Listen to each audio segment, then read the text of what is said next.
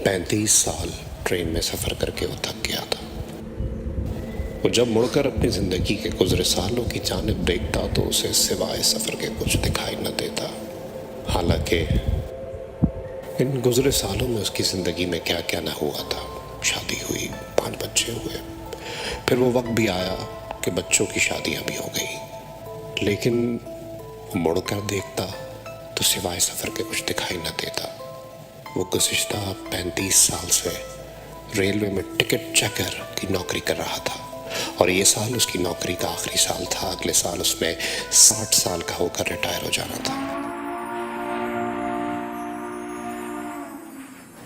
बचपन में उसे ट्रेन की आवाज़ से मोहब्बत सी हो गई थी। वो मस्जिद में सिपारा पढ़ने के बाद शीशम के बड़े दरख्त के नीचे बैठकर ट्रेन का इंतज़ार करता और जब वो पास से गुजरती तो वो मुसाफिरों को हाथ हिला हिला कर खुदा हाफिज कहता था। वो सोचता कि काश वो भी इन मुसाफिरों के साथ सफ़र कर सके। बचपन की ये मोहब्बत वक्त के साथ परवान चढ़ती रही। उसने बहुत शौक से रेलवे में नौकरी की थी और ट्रेन से ये इश्क भी बरकरार था। जिन मुसाफिरों को वो बचपन में हाथ हिला हिला कर खुदा हाफिज कहता था, अब वो उनके साथ सफ़र करने लगा था।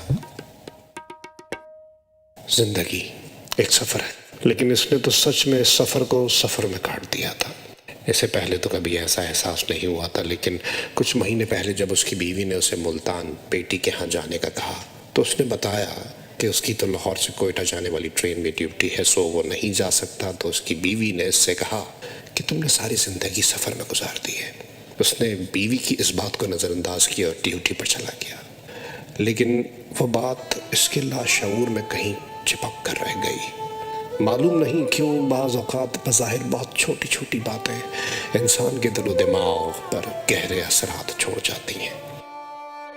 ट्रेन में बैठे बैठे इसने अपने गुज़िश्ता 35 साल की नौकरी पर नज़र दौड़ाई तो वहाँ सफ़र ही सफ़र था, जहाँ मुसाफिरों की तरफ से ये जुमले तवातुर से सुनने को मिल रहे थे। बाबू, ये मुल्तान जंक्शन कब आएगा? ये ट्रेन क्यों रुक गई है? क्या कोई क्रॉस है या सिग्नल डाउन है? बाबू, मेरे पास टिकट नहीं है, मैं दरअसल भागते हुए ट्रेन में सवार हुआ हूँ, सो टिकट नहीं खरीद सका। मुझे टिकट बना दें पर जुर्माना ना करें। और वो जुर्माना ना करता, बस मुसाफिर को समझा देता कि आइंदा एहतियात करे। वाकई ये जुमले उसकी ज़िंदगी में कितने ज़्यादा इस्तेमाल हुए थे, इसे अब एहसास हुआ। अब वो हर रोज़ ना चाहते हुए भी यही सोचता रहता कि उसकी सारी ज़िंदगी ट्रेन में गुजर गई और वो ज़िंदगी का इस तरह लुत्फ़ नहीं ले सका कि जैसा कि वो अपने इर्द गिर्द लोगों को लुत्फ़अंदोज़ होते देखता था। वो कभी भी अपनी ड्यूटी से जी नहीं चुराता था, क्योंकि उसे अपने काम और ट्रेन से मोहब्बत थी। वो अब भी उम्र के इस हिस्से में ट्रेन की आवाज़ सुनता तो उसके अंदर खुशी की एक लहर सी दौड़ जाती, लेकिन अब इसका अपने काम में दिल नहीं लगता था। वो चाहता था जल्द से जल्द काम ख़त्म हो और वो घर जाए। कराची और कोयटा की वो तवील मुसाफतें जो पिछले 35 साल से बिला किसी हीलो हुज्जत के आराम से कट रही थीं, अब एक बोझ बन गई थी। वो कोशिश करता कि वो अब इन तवील रास्तों पर सफ़र ना करे। इसने 2-1 बार अपने ऑफिसर से बात भी की कि अब उसकी सेहत इतने तवील सफ़र की इजाज़त नहीं देती, अगर मुमकिन हो तो उसे इतने तवील सफ़र पर ना भेजा जाए। अब वो मुसाफिरों से पहले की तरह मुस्कुराते हुए नहीं मिलता था। अब बगैर टिकट के हर मुसाफिर को वो जुर्माना ज़रूर करता। ये क्या ज़िंदगी हुई कि ट्रेन ही में कट गई। दिन रात ये सवाल उसके दिलो दिमाग पर दस्तक देता रहता था और वो ट्रेन में बैठे बैठे वो वाक़यात याद करता कि जब ज़िंदगी ने उसे लुत्फ़अंदोज़ होने का मौका दिया, लेकिन वो मुंह मोड़कर ट्रेन में आ बैठा। उसे याद आया कि जब उसके बड़े बेटे की पहली सालगिरह थी तो उसकी बीवी ने कितने मेहमानों की दावत की थी। इसने जल्दी जल्दी केक और खाने पीने की दूसरी अशिया बाजार से खरीद कर बीवी के हवाले की थी, क्योंकि उसे दोपहर 2 बजे मुल्तान जाने वाली ट्रेन में ड्यूटी देना थी। इसकी बीवी कितना नाराज़ हुई थी कि वो छुट्टी क्यों नहीं कर लेता, लेकिन उसने छुट्टी नहीं की और मुल्तान चला गया। उसे ट्रेन में बैठे बैठे एक उदासी ने आन घेरा। काश वो उस दिन इतना उदास होता और घर पर रुक जाता। मालूम नहीं वो कौन से साल की 31 मार्च थी जब बच्चों का नतीजा आना था। उस रोज़ भी वो ट्रेन में किसी शहर जा रहा था। جب وہ اگلے دن واپس آیا تو اسے معلوم ہوا کہ اس کے 3 بچوں نے اپنی اپنی جماعت میں پہلی پوزیشن لی ہے، اور اس کی بیوی نے اسے بتایا کہ اسکول کی ہیڈ مسٹریس نے اسے اسٹیج پر بلا کر بچوں کی بہت تعریف کی، آپ کے بارے بھی پوچھا کہ آپ کیوں نہیں آئے۔ میں نے انہیں بتایا کہ آپ ڈیوٹی پر ہیں۔ تو ہیڈ مسٹریس نے کہا کہ آج کے دن بھی ڈیوٹی؟ بیوی کی زبان سے سنے ہیڈ مسٹریس کے ان الفاظ نے اتنے سالوں بعد اسے پریشان کر دیا۔ کاش وہ اس دن ڈیوٹی پر نہ جاتا اور بچوں کی خوشی میں خوش ہو لیتا۔ اس نے بچوں کی شادی کے دنوں کو یاد کیا جو اس نے بھاگتے دوڑتے کی تھی۔ اس نے ساری زندگی کتنی محنت کی تھی وہ، اور ایک ایک روپیہ بچا کر رکھا تھا اپنے بچوں کے لیے، اور جب اس روپے کو خرچ کرنے کا وقت آیا تو اس نے خوب روپے لٹائے، لیکن خود معلوم نہیں وہ کہاں تھا۔ ہر بچے کی شادی میں اس نے چھٹی کی، لیکن اس کے لاشعور میں یہی چلتا رہا کہ 13 اپ اور 41 ڈاؤن معلوم نہیں اس وقت کہاں ہوں گی۔ اس نے اور بہت سے واقعات یاد کیے کہ جب وہ اس موقع پر تھا لیکن وہ وہاں نہیں تھا۔ یہ کتنے دکھ کی بات ہے کہ بعض اوقات انسان جہاں ہوتا ہے حقیقت میں وہاں نہیں ہوتا۔ اسے اب یقین ہو گیا کہ گزشتہ 35 سال اس نے کہیں بھی گزارے تھے، وہ دراصل ٹرین ہی تھا۔ اسے لگا کہ وہ ٹرین سے باہر کبھی گیا ہی نہیں۔ اصل زندگی ٹرین ہے اور ٹرین سے باہر ایک خیال۔ یہ خیالات اس کے لیے وحشت ناک تھے، لیکن وہ خوش تھا کہ بس 6 مہینے بعد ہی وہ ریٹائر ہو جائے گا اور پھر وہ خوش و خرم زندگی گزارے گا۔ اس نے سوچ رکھا تھا کہ ریٹائر ہونے کے بعد وہ کچھ عرصے کے لیے بڑے بیٹے کے پاس مری چلا جائے گا اور وہاں پہاڑوں پر حسین موسم کا اور نظاروں کا لطف لے گا۔ بہت سی کتابیں جو وقت نہ ملنے کی وجہ سے وہ نہ پڑھ سکا وہ پڑھے گا۔